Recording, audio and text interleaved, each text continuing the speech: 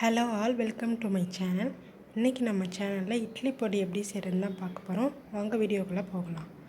1 cup கடலைப்பருப்பு எடுத்துக்கோங்க, 1 cup உளுத்தம்பருப்பு எடுத்துக்கோங்க, 1 கப் உடச்சக்கடலை எடுத்துக்கோங்க, 15 காஞ்ச மிளகாய் எடுத்துக்கோங்க, அரை கப் பூண்டு எடுத்துக்கோங்க, அரை கப் கருவேப்பிலை எடுத்துக்கோங்க. இப்போது ஒரு வானொலியில் எண்ணெய் எதுவும் சேர்க்காமல் 1 கப் கடலைப்பருப்பு நல்லா வறுத்து எடுத்துக்கலாம்.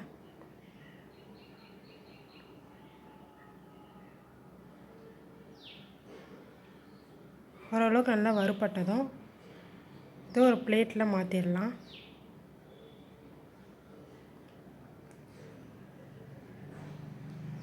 அடுத்து 1 கப் உளுத்தம்பருப்பு எடுத்துக்கோங்க. உளுத்தம்பருப்பும் நல்லா வறுபடட்டும்.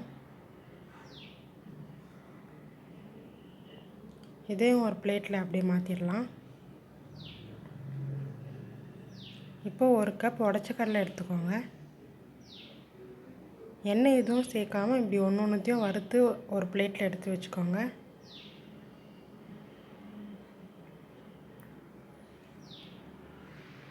இதை இப்போது பிளேட்டில் மாற்றிக்கலாம்.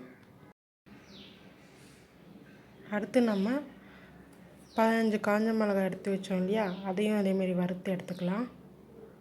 உங்களுக்கு காரம் அதிகமாக வேணும்னா நீங்கள் 15லேருந்து 20 கூட எடுத்துக்கலாம்.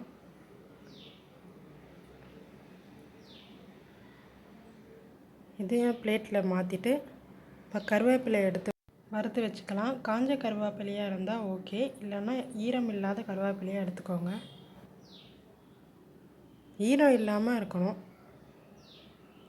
இப்போ இதையும் வறுத்து இந்த பிளேட்டில் எடுத்து வச்சுக்கலாம். அடுத்து பூண்டு எடுத்துக்கோங்க. தோல் உரிக்காத பூண்டாக எடுத்துக்கோங்க.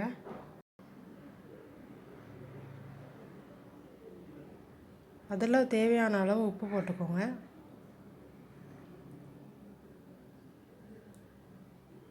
பூண்டு நல்லா வறுபட்டதும் அதையும் ஒரு பிளேட்டில் எடுத்து வச்சுக்கோங்க.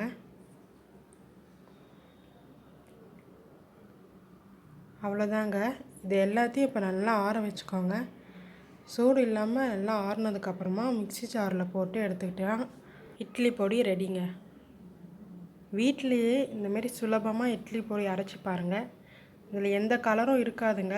கடையில் வாங்குறதுல கலர் இருக்கும், பட் இது நம்ம வீட்டிலையே பண்ணுறதுனால கலர் எதுவும் இருக்காது. ஆனால் ருசி நல்லா அருமையாக இருக்கும். இந்த வீடியோ உங்களுக்கு பிடிச்சிருந்ததுன்னா லைக் பண்ணுங்கள், கமெண்ட் பண்ணுங்கள், சப்ஸ்கிரைப் பண்ணுங்கள். பாய்.